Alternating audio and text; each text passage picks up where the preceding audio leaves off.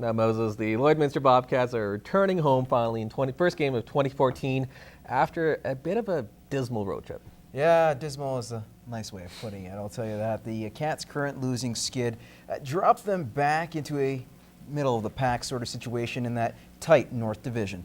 Matt Schumont has more.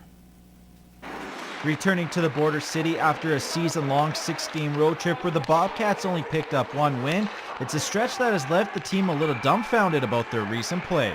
There was just some little things that we didn't get done, and it ended up in not the outcome that we really wanted in the end. So, we got to just. I don't think we really need to dwell on the past and just kind of move forward and get some wins and stay in third place. Obviously it didn't go the way we wanted to. We needed a couple more wins, but it's a learning experience. Got to move past it, take the positives out of it, and keep moving forward.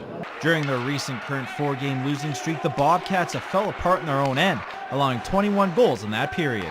We're letting a lot of odd man rushes. We're letting, we're making some dumb plays in the neutral zone and the D zone, and just plays that we're not usually always making, and we're just, it's costing us, and the other teams are scoring. It's just one of those things where we give up a chance and it goes in, and I don't know if the guys are squeezing their sticks tight. It's not like we're giving up more chances than usual. Now the Cats return home for a pair of games starting Friday night when they host the Olds Grizzlies.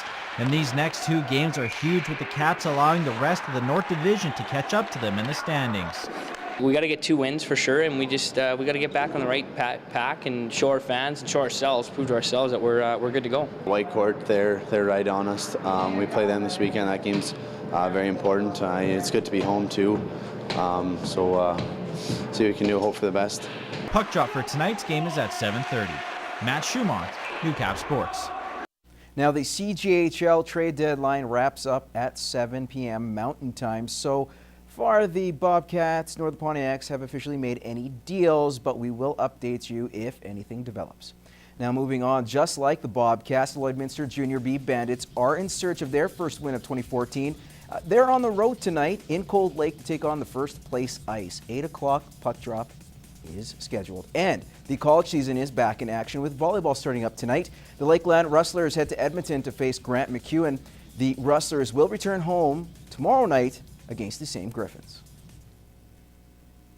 Now the Ford Small Stars and Lloyd Minor Hockey Initiation Food Drive Draw was held last night at Boundary Ford, with 12 teams entered to win an opportunity of a lifetime simply by donating food to the Lloydminster Food Bank. And the winning team is Team Bexon Construction. The squad of 5- and 6-year-olds will head to an Oilers game and get to play on Rexall ice during the first intermission in April. Over 8,000 pounds were raised in terms of food, with Bexon Construction donating over 1,100 pounds. Initiation Director Dustin Fauchier says it was successful. About giving back to the community, and it was great to to take it to the food bank and see the difference you're making, and the amount of food that you were able to raise through the initiation group in minor hockey was unbelievable. I've been coaching initiation hockey for 4 years, and I got an older boy that went through all this, and he didn't win, but so it's even more special that you get to go do that and experience it. So we're pretty excited as a father and as a coach.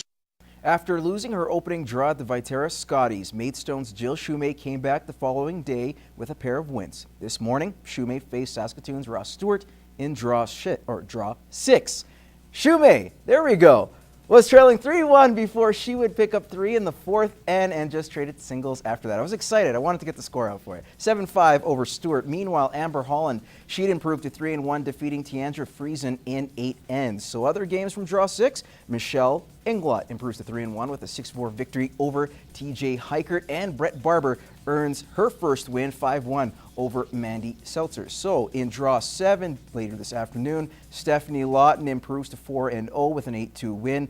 Lana Vey earns her first win this afternoon, scoring 3-10, 9-7 over Brett Barber. Chantel Eberly and Trish Paulson would also win this afternoon. So the 8th and final draw of the round robin goes tomorrow morning with some interesting events. Now let's move on to the Alberta Scotties. In Sylvan Lake, Val Sweeting has booked her ticket to the playoffs, winning the A event, but there are 3 spots remaining, and we'll start with the B event. Crystal Webster would advance to the B final, knocking Charles Bernard into the C event 9-5 in 9 ends, and Heather Nedwin would sneak by Tiffany Stuber by a score of 6-5. So in the C event this morning, Renee Sonnenberg would defeat Kelly Clarkson, eliminating Kelly Erickson, that is, 8-1. And Casey Scheidegger keeps her dream of reaching the Scotties in Montreal alive with an extra ends 8-6 victory over Shanna Martineau.